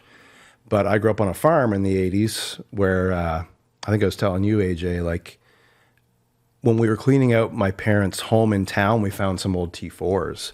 And one year my parents' claimed income was like $8,000. Wow. And there were still like 4 or 5 kids living at home. Wow. So, I mean, we grew up with not a lot, tons to eat, as they say on the farm, and a big garden, but just, it was just a struggle. So I came at it with this idea like, okay, whatever we have for money, we know this, it's not going to be a lot, it's going to be hard, it's going to suck, and let's not plan to have much fun. Whereas Heidi was like, that's what money's for. Let's enjoy life and do stuff with the kids. So we read that book, and I remember we kind of totaled up all the debt we were facing. And I remember literally like we sat down and we looked at each other, kind of took this deep breath, and we're like, are we going to do this? Are we really going to do this? And Heidi looked at me and she's like, yep, we gotta. And so we just started making changes, and learning, like what you said, Brent, like it's a faithfulness in little things kind of game. Like this didn't turn around for us overnight. It took us 2.5 years to get all the debt cleaned up. But this started in 2014. This is 11 years later, and we're still striving just to be faithful. But it has removed such a burden from us that we carried day in and day out. And you almost forget you're carrying it, right? Like someone normal. Like someone who's just wearing old worn out boots, and then he goes and gets a new pair of shoes or work boots, and he's like, man, like my feet don't hurt anymore. Like we still experience money stress and stuff to work through and problems and stuff, but it's like now we're not worried about just trying to keep the bank or the power bill paid. You know, do we pay the power bill or do we buy groceries? Like that kind of stress, because we're, you know, I remember always the paycheck would go in and within minutes the bank account was back at zero. And that is stress that I don't want anybody to carry. So it really began with our own disaster. And the School of Hard Knocks is a pretty great teacher. And thankfully, you know, the Ramsey book was a really clear process. You know, anything that I can add to someone's life as a coach is quite a lot the foundation of it. There's a step-by-step process for how to do this. You can't do it all. But what's the first thing we got to do? What were some of the, you know, when you're talking about being in a pretty big financial hole, you know, like it could probably seem pretty overwhelming. You know, you come up on a big pile of crap and you just got to start shoveling. You know, what were some of those kind of first things that you prioritized to sort of start gaining even a little bit of traction? The very first thing, and Dave would say it, is we started to save money. Like, okay, well, first make a plan, like get it on a budget, learn how to do that, which was a game changer for us. We're still using the same old pen and paper system that we started with 11 years ago. Get on a budget, get on a plan, see where the money is all going, and then prioritize. Like for some people, I've worked with some people who are like $1,000 or $2,500 in the hole every month with everything that they could do, or even maybe should do. But at the end of the day, it comes down to prioritizing. What do I have to do? And once you've got your 4 walls, or maybe even your 5 walls, now you could say, you know, your food, rent or mortgage paid, power bills paid, so you got heat, and the lights are on.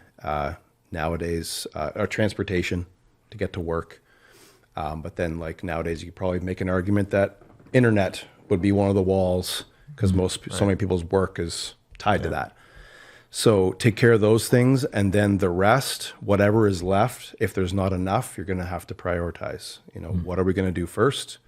Is there stuff we can get rid of or sell to make ends meet quickly? Or is there extra income I can add? But once that plan is in place, the first thing we did was saved a little baby emergency fund, $1,000.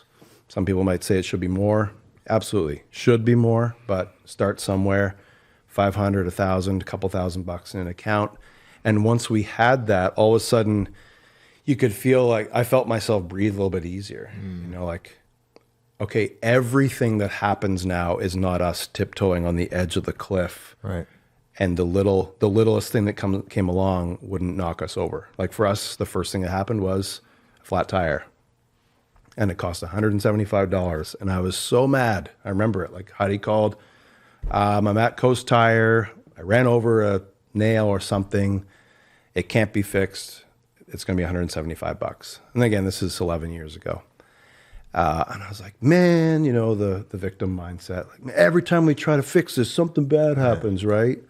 And then she was like, but we have an emergency fund, remember? And I was like, oh, yeah, this is great. I love flat tires. Get that new valve stem, baby. You get the Michelins. So all of a sudden, like, that was no longer an emergency, but also that little piece of confidence, like, just went like, okay, we are actually grown adults that handled a little tiny, what used to be an emergency. Now it's an inconvenience. That was our first step. That's a good analogy of like, how can we position ourselves to even grow from, you know, a few $100 being an emergency to an inconvenience. Yeah. So those are some of the right things to do. What would you say, like, as you work with, again, dozens and dozens you've worked with now? I don't know how many it is, but I know, dozens and dozens. I know it's quite a few people that you've coached in this stuff. What would you say are some of the maybe 2, 3, 4 most common, like, dumb things people do that end up getting them into kind of financial trouble? Like, what are some of those practices that you just go like, this just never ends well? Yeah. Well, probably the first one that comes to mind is, you know, my budget's in my head. I know my budget. And if it's in your head, you know your bills probably, but you don't actually know what you're doing day to day. If it's not on paper or not on an app, and if you're married, it's not something you've agreed on with your spouse and you've done together. It's not like the wife sitting down and saying, I put the numbers in and here's the budget, sliding it across the table, or vice versa. It's not a budget. It's not a plan. It won't work. It has to be on paper. It has to be done with intention, and it has to be looking ahead, not looking back like, here's the obituary for my last paycheck. Yeah. It's here's the plans for the next one. I think that's crucial. Probably the coming back to around to our credit card discussion. Yeah. I've had not arguments, but I've worked hard sometimes to convince people, or just to, let's look at the math of this. But, you know, because I've got a Costco credit card, and every year they send me a check, right? And I'm looking at the balance of their Costco credit card in our debt snowball. I'm like, it's $4,500 or it's $10,000, and it's 19% or 25%.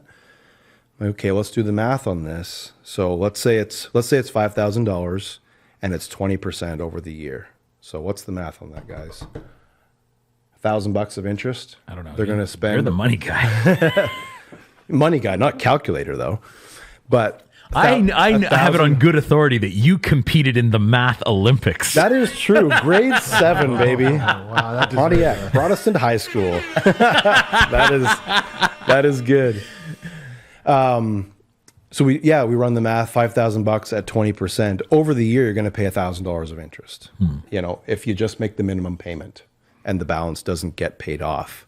So okay, $1,000. How big was your Costco executive membership check? Well, it was $220. Yeah. Like, and I bought jeans, and we do the Christmas stockings with that, or all the Christmas dinner or whatever. That's awesome. But do you want to keep trading $220 for $1,000? It is amazing how, and I think marketing has played a big piece in this, of how we convince ourselves we're saving. Yeah. You know, it's like the person who goes to Costco or whatever, and I saved $50 on this $100 thing I didn't need. Yeah. Right. Yeah, It's no. like, no, you spent $50. Almost every receipt has that at the bottom now, don't they? Like today Yeah. you saved Yeah. Yeah. $13 Yeah, or but no, But you the didn't. but You the other still spent. but You the number spent above 100, that, you saved. the bold one, Yeah. that's what you spent. Yeah. You did spend. That's what This your is where $13 like I saving. genuinely I know cynicism has a bad name with some people at this table, but that's one of those places where I do No, think it has its place. yeah, there is something to just go like The no spirit of it. no company is helping you. Right? Yeah, ultimately. Right. Like they might be they are in business. Not a for-profit company no, anyway. like there might be something that makes them a wiser place to spend money than somewhere else, but they're not losing money on you. Right. Like no That's right. no company's goal Yeah. is to help you get ahead.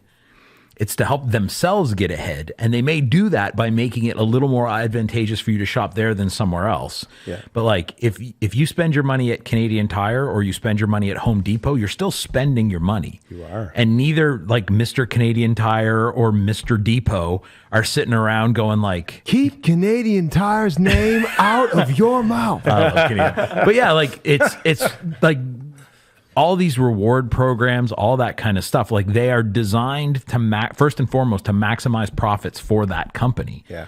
And so, yeah, is getting Canadian Tire money better than not getting Canadian Tire money on a purchase you're going to make anyway? Yeah. Sure. And the reason they're doing that is so you'll spend it there instead of Home Depot or Kent or wherever else.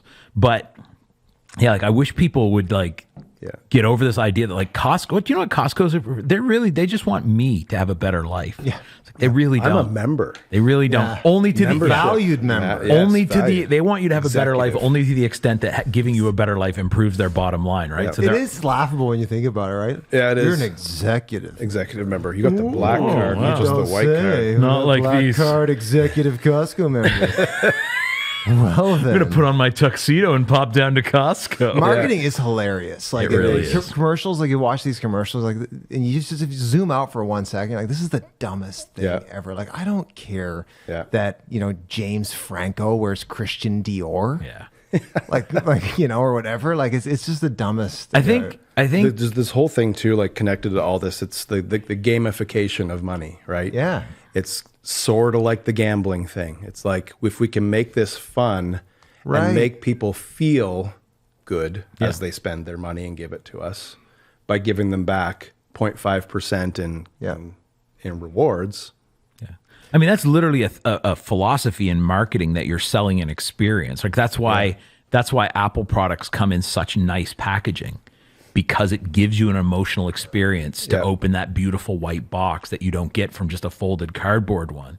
And so you'll pay more for it. it is wise to have at least a healthy dose of skepticism Yes. when you are shopping or any of that kind of stuff. These there's just so much money and effort gone into try to inoculate you to the actual cost of what you're doing. Yeah. And like I think about it. There's this thing you can do.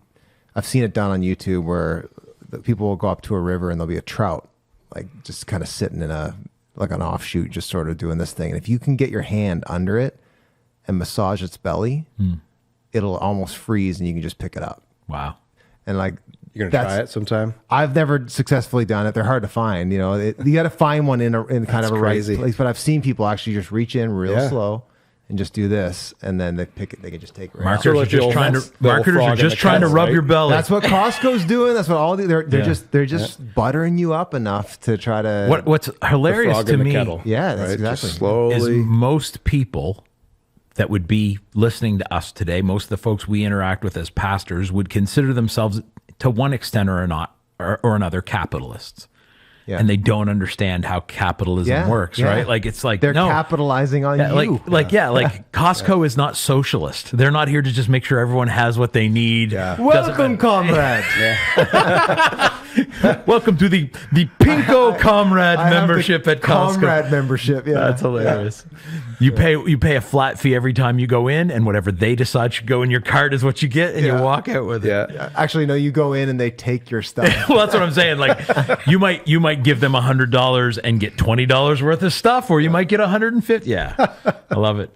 So, any other advice, like things you Well, go like, man, these are the big landmines people keep stepping on? Maybe just kind of an overarching principle, I think, is like we want the speed at which we want things, is really dangerous. And I think it's toxic, not just to our finances, but ultimately to our souls. Like, there's a proverb, I think it's Proverbs 13:11. It's like talking about windfalls. Whoever gains money hastily loses it. But whoever gathers little by little becomes wealthy, or will become rich, or holds on to it. And Dave Ramsey loves to talk about the classic kind of new young couple starting out, and they're surrounded by the social media world and all the pins that they can pin on Pinterest, right, of what they want their new house or apartment to look like. And he always says, people starting out want what their parents had in the first few years, but it took their parents 25 or 30 or 40 years to get that house and to get those 2 decent vehicles. And when we move too fast, we're always presuming upon tomorrow. And that's kind of what the credit world does, right? It says, like, you can have this now, and tomorrow you'll be able to take care of it. We don't know that. Yeah. Like, I might not have a job in a month. Yeah. And just have a couple I've been working with for a while. Especially if your church finds out you were on this podcast. I mean, you and I'm wearing the merch. Yeah, should I wear that to work? Oh, you should totally wear it. Yeah. No, please, next time you're up on the stage on Sunday, please, and feel free to give a plug to the Back Corner podcast. But presuming upon tomorrow is what the credit card world does, or the loans world does, or car payments and all these things, right? Like, you can buy an electric toothbrush now with 4 easy payments from Afterpay or PayBright and all those Klarna deals, right?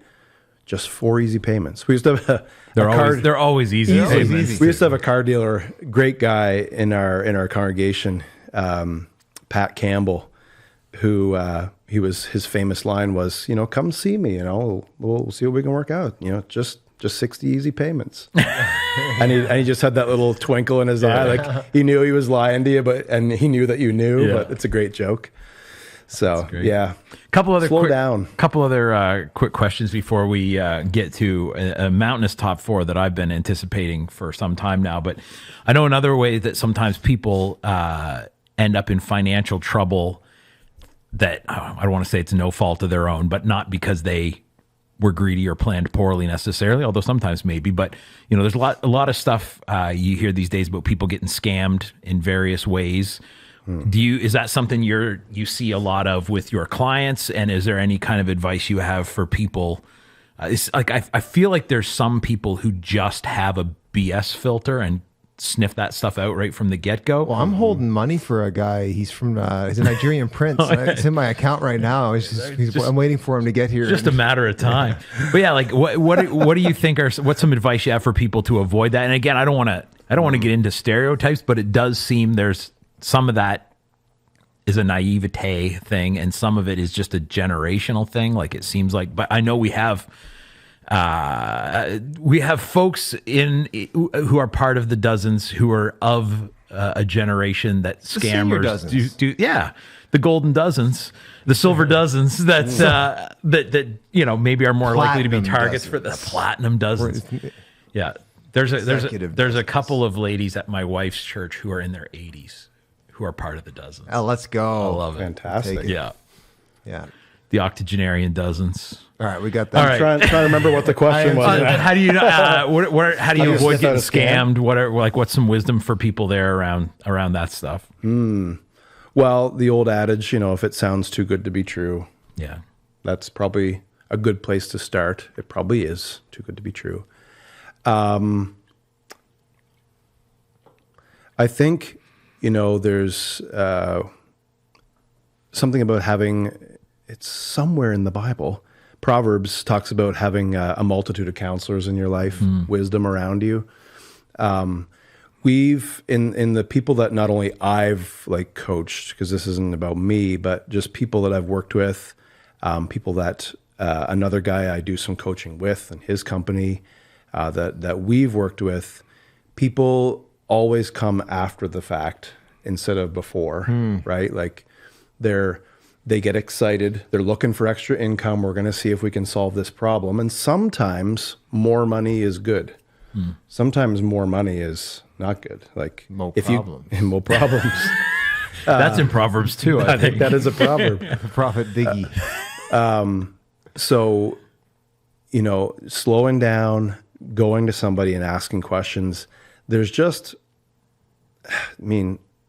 I look to my left and I see a book with the word crypto on it, and there's so many of them tied to that, right? Of a promise of a payout. To be fair, someday. it's cryptozoology, not cryptocurrency. Oh, This is Shoot. weird creatures in the woods. had it all wrong. Always a good investment. Yeah. Oh, If a Wendigo comes out and says, "I have a deal for you," I'm making a an shoe. offer you I'm making can't a shoe refuse. company for Bigfoots, but we can charge so much because their foots are so big.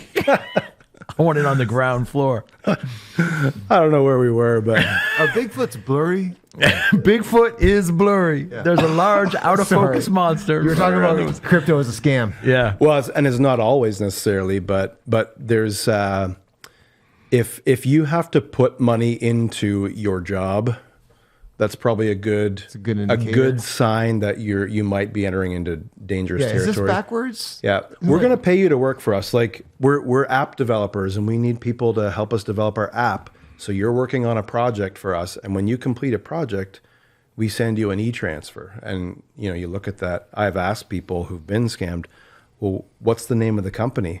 Well, there wasn't a company name on it. It was like Brian McMichael's Right. Yeah. 4279 at Yeah. hotmail.com. Right? So There's a good. If it's a Hotmail account, this is a scam. hey, don't knock the Hotmail. It still works for me. So. You got 2 or 3 things, Brent, that are on your like scam sniffer radar. Well, I basically just don't answer the phone anymore. Yeah. So there's that. Like, I have gone down the road with them. I've messed with like telescammers quite often. Just if they catch me in the right mood. Oh yeah. Yeah. I'll just send them on a wild goose chase. Which is fun. But There's some great YouTube stuff of people who make a living at that. They now, actually right? even guys that can hack Yeah. people on the back end, which is quite something. But no, I typically have a pretty good. I've not been scammed to date. Yeah. Anyway, but I think- I guess I will say one. This happens within because our like it's not uncommon for our staff to get an email from me Yeah. saying, "Hey, we're going to try to bless so and so, and we need you to grab a few Visa cards down at Shoppers Drug Mart. Can you do that?" And or not grab, like, can you send some money or purchase this or whatever? Just click this link. I know somebody who happens. went for it, Yeah. and thankfully, And they're still mad at you to this day, Brent. not yours, but it was connected to our district superintendent's yeah. email. And he went for it, bought the 2 $500 Walmart gift cards, Yeah. and was ready to deliver them when someone was like, You've been scammed," and Walmart was gracious enough to take them back. Wow. That's, there's a massive, I listened to a whole podcast like series on, it's called Scam Likely, I think, but it was about this huge ring of scammers based out of India, but then they also have like agents who work here, and it's all based on getting gift cards. I would say legitimately no one reputable is ever going to be asking for payment in the form of gift cards. Yeah, that's interesting. Yeah. If you get an email, look at what comes after the @ This doesn't guarantee anything, but if it looked like at applecomputers.com, well, type in applecomputers.com and see what that is. Yeah. Because it's really easy to fake what sounds like the URL of a legitimate thing. Yeah. But it's not. You know what I mean? Like that's a thing to check into. But honestly, too, like, and I want to say this carefully, but I do think it's a thing. A lot of times people's greed gets to them, right? And it's like, if you stop and thought about this for just a couple of minutes, it would click to you that like no one just calls you out of the. I know a common scam for a while was people would call and claim to be tech support for Microsoft Yeah. and say that they'd found an issue with your computer Oh, yeah. and they were going to, if you give them access, they'd help you with it. And it's like, Microsoft does not care enough about you Yeah. to do that. Yeah. Like they don't pay people to monitor your computer. Like have some, again, like this is a company. They're trying to make money. Once they sell you their product, they don't care what happens to you unless it becomes a way they can make more money off you. Yeah. And so, anyways, scams. I have one before Mountain's top four. Just one more kind of financial question because I just came off a couple weeks of preaching on stewardship and hit the concept of tithing. You know, if you look at like where you guys were, if you're coaching somebody who's trying to get out of debt and stuff, you know, how do you coach them through stewardship as a Christian? You know, do you think tithing is a good benchmark? And you know, how would you? Like, I had somebody come up a couple weeks ago and just say, "I'd like to start doing this." So do we do 10% of what's left? Do we do like? And so, how would you coach somebody? I guess getting into viewing everything they have as God's, and you know, starting. That Is the starting point. Yeah. Right? Well, and it is, and Getting our heads right on that. And our well, hearts right on that is the starting point, and it's hard though because I was not. It wasn't lost on me like the advantage that I had growing up in a context that just did that. Yeah. And so I didn't have Yeah. to start doing that. Like Totally. it was like I've been built on 90. We eat, we bathe, we tithe. I've been living off 80% my whole life, right? Like I've been saving 10, giving 10 and or more and Yeah. living off the rest. But for some people they're in a already upside down financial situation. Yeah, I was going to say to that too. Like when in that, if you're sitting down with someone, and obviously we're going to assume they're a believer in this because we know you coach all kinds of folks, but someone who's a Christian, like where in that process do you even start talking about the idea of giving? Yeah. Yeah, it's often buried right under all the mountain of difficulty. So it's not usually out of the gates, but you know, as we work through like trying to lay out a plan for them, the form and the means that I use is that's line one is giving, and, you know, line two is saving, and usually those things are things that everybody wants to do them, but many are struggling to do. I have a case of one couple I worked with, great couple, and fantastic income, but a mountain, like multiple, like 6 figures of debt. Wow. And so they were like, we lay out the plan. It's like, okay, this is upside down. How can we solve this? Okay, let's go back and let's do some trimming. How can we add income to the pile? Like, okay, and we're going to be able to get there. Oh, not quite. And that whole discussion did come up. Like, well, there's not really anywhere else. You're not able to save anything yet. You're just paying your bills. There's nothing else to move here. What do we do? Like, and I was like, what do you guys think about the giving category? Because they were doing their best to tithe. Reality was that the money was in the line, but it rarely got done because it always got swallowed up by other things. And I was okay. You can keep doing that and we can stay in the red.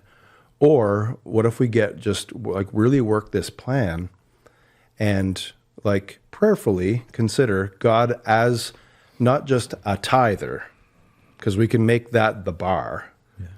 I don't think that Scripture has made that the bar. You know, I think it's a great discussion though. I love the whole discussion around stewardship and around giving, but we can make that the bar and you have to meet it, or we can say stewardship is the bar, right? Yeah. Is the goal, and managing it all well. And so they did make the decision, not right out of the gates. Like it took time for them to kind of warm to this idea.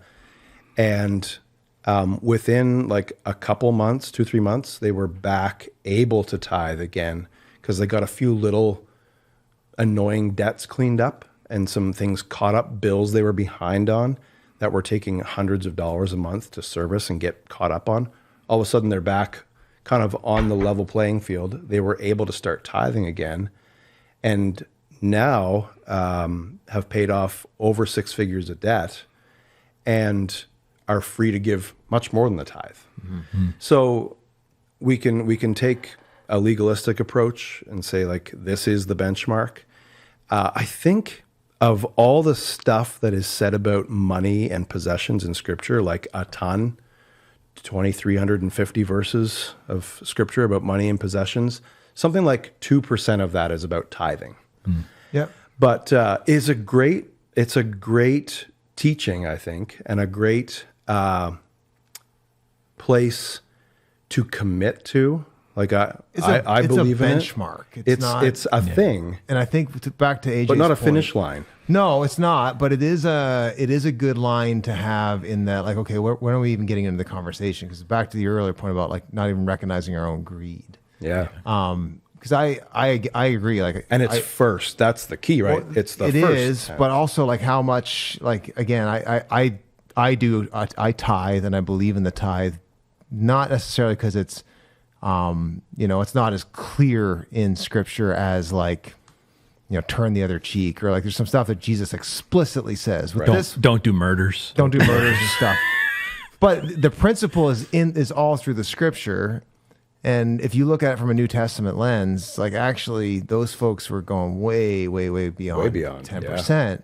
And in my experience, I have talked to a lot of people who are like, I'm freed from the tithe. And like, I just give what I feel in my heart to give. And that's what it says, what Paul says. I'm like, yeah, but you're not even giving 10%. Like you're so greedy and you don't know it that you can't even love your way. You can't even love God your way into the entry point of stewardship. Yeah. Right. And that's my case for the tithe. And even how then do you when- know that God even has your heart if you can't do the bare minimum? I think Even we then need, when- like rules and guidelines for everything as a way to keep us from falling back or falling off the edges. It's a right? guardrail for me, Guardrail. like on my heart. Like, Yeah. it's I I was like, going to just say, need to know. even Paul, when he talks about like, pray about it and give, he says in proportion to your income. yeah. And right? regularly. Yeah. And so Set like, aside even that first day of the I week. would say like, like have this conversation with people sometimes. They're like, like in order to, I mean, they don't quite say it this bluntly, but basically they're implying like, in order to not go to hell, what do I calculate that 10% on? Right. Yeah. And it's like, dude, What do I have to give? Yeah. like I do usually I say have to give? Yeah. start on meet what that. start with what shows up in your bank account, right? That actually does, I mean, your income that actually comes all the way in. But like, so if you're starting with your after-tax income, cool. Start there. Sure. And work your way forward. You know what I mean? But like I find it super helpful to have some sort of benchmark. The thing I wonder about, and this is sort of what you were saying, Brent, like about, like pray about it and do what God tells you to do. I do think that is where you're trying to get to. Mm-hmm. But if you pray about it and God goes, you know what? 1.5%, like, sure that was God, or sure that's not just you. You know what I mean? Like to me, if there's not, is the training wheels. if there's not Training wheels, if there's not a bit of a stretch to it, like if your butt doesn't pucker a little bit, Yes. like probably that's you. Yeah. One guy I heard, I think it was Jeff Anderson was his name. He wrote a book called Plastic Donuts. And it was about telling the story about his daughter giving him this plastic donut one day, and just this little toddler. And he expressed such joy in her giving him this gift. Really, he had no use for a plastic donut. Yeah. But she was so excited with his reaction. And he kind of drew the analogy between our giving. Does our giving delight the heart of the Father? And I love that way of couching this whole discussion, because it's like, he goes on to say, like, when people say, like, I'm freed from the tithe, I just give from my heart, what my heart feels. He's gone on to say, great, but you have to give enough that your heart feels it. Yeah. Like that it registers with you as worship and sacrifice, because worship is sacrifice. Yeah, that's right. So I found that really helpful. Like, okay, I'm freed from the tithe. Great. How much more are you giving? Yeah. Exactly. Yeah. Exactly right. Where You got above the that training are you wheels at off now? now, Yeah. right? Yeah, look You're at going to you go go. free. Love it. Yeah. Beautiful. Speaking of things that we really need to, make sure we do, we should let everybody know what the greatest And things that come from the Canadian heart. Speaking of. television programs of all time There are. we go. Yeah. So today's Mountainous top four Canadian TV shows from your like childhood or teen years. Really? like a few days ago. I was recording that song. It was like came That's on the radio. All right, I'm gonna go last because I hope someone doesn't take it. Canadian TV shows from your childhood. I'll use it for the outro. childhood, teen years. All right. Well, I know one of yours and one of probably mine too is going to be Degrassi. Well, Junior high. I mean, we did watch a lot of everybody's got Degrassi. Maybe not childhood, but college years. Yeah. Well, hey, we were. No, we weren't. By the time we got to y'all's place, we were in our 20s. I wasn't Yes. allowed watching Degrassi. Well, We probably weren't We either, watched it but at Bible college. So we were when we had our off own campus apartment. though, so it's Yeah. totally different. No, I'll leave. I'll leave that one for you. Okay. You got it. You got 3 more. No, I don't think I do. What is Canadian? You Was could go- Mr. Dress Up Canadian? Yeah, Mr. Dress Up. That's on my he list. did he not start in the States? Yeah, Or was that Fred Rogers? He was an American, and I think actually they both came up to Canada, and then Rogers went back. But I mean, it was on CBC. It was a Canadian show. Definitely. All right. Yep. Ernie Just took one Coombs. off my list. Yeah. That's all right. We can't double down. No, we can. We can, but I'm not going to. There's too many good options. We like to have some variety. All right. I better pause because my brain's blank right at the All right. moment on Go ahead, on those Thomas. shows. Well, I gotta go with Mr. Dress Up too. I loved Mr. Dress Up. I met Mr. yes. I went to see him live when I was in high school. Oh, nice. He was coming. People were like, "You're gonna go?" I was like, "Dude, it's Mr. Dress Up." Yeah. Like he's have timeless. you watched the documentary? When on Mr. Prime? Dress Up I've comes, got you through gotta most go. of the documentary. I don't think I've finished it yet, but He's our Mr. Rogers. he's. guy, yes. I like him more than Mr. Rogers. I don't like anybody except Jesus more than Mr. Oh, Rogers. nice. Anybody. Mr. Rogers was just a little too saccharine for me and not creative enough. He's so pure. What? So righteous. What debauched Mr. Dress Up were you watching? So yeah, I go Mr. Dress Up. I gotta shout out to the Littlest Hobo. Oh man, yeah. We're coming back to Yeah. that. So All right. yeah. I'm gonna go. I'm gonna a go voice. Fred Penner. Keeps Good on one. calling me. Word bird. He went a little woke. I heard. Yeah, I don't know. I was grown before woke was a thing, but I just him crawling through that that log. Such a mystery. Dude, Where- that where's was he coming magic. You can still hear the music in your ear. Yeah, I'm a big fan.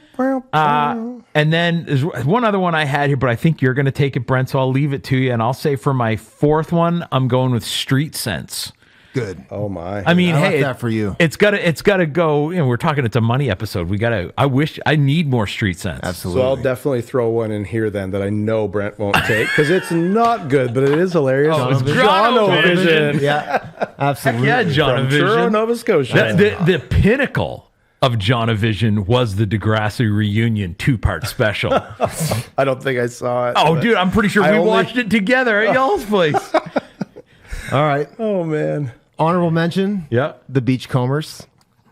Sunday night. Never Sure saw do. a full episode. Never- Never liked it, but it was definitely It was a iconic show. Canadian. Gonna go number 4. Due South. Oh, I Remember that? The Mounties. Yes. Yeah, I never really watched it, but I remember it. Number 3. The Red Green Show. Yes, Red Green. See, now I couldn't Never pick Red jumped on the Green. bandwagon. Chainsaws in the background all the time. This is the generational difference, though, because I said childhood or teen years, and it wasn't on in my childhood or teen years. Yeah, I it don't was for think. me. Yeah, it might have been. Number 2. Captain Power. Was that a Canadian show? Yeah, it was. Oh, wow. It was Captain Power. Yeah. Early CGI. Oh, I days. remember it. And number 1, as aforementioned, I don't think I've ever even really watched a whole episode. It's just strictly for the theme song. There it is. Oh yeah. There's a voice Who doesn't feel on calling something me. happening in here right now? down the road. Oh man! And Where on that I'll note, always be. Neil, thank you, man. Thank you, Neil. Thanks for been great, joining the guys. back corner. Neil Thank you. It's Horner been so fun. Financial Coaching. You can find him online. Let's just enjoy this. Maybe tomorrow. I want to settle down. Until tomorrow, I'll just keep Moving on. Ba-da-ba-dum. Oh, the little trumpets in there. Come on. That feels good. When new adventure lies just around the bend. So if you wanna join me for a while, just grab your hat, come travel light, that's old style.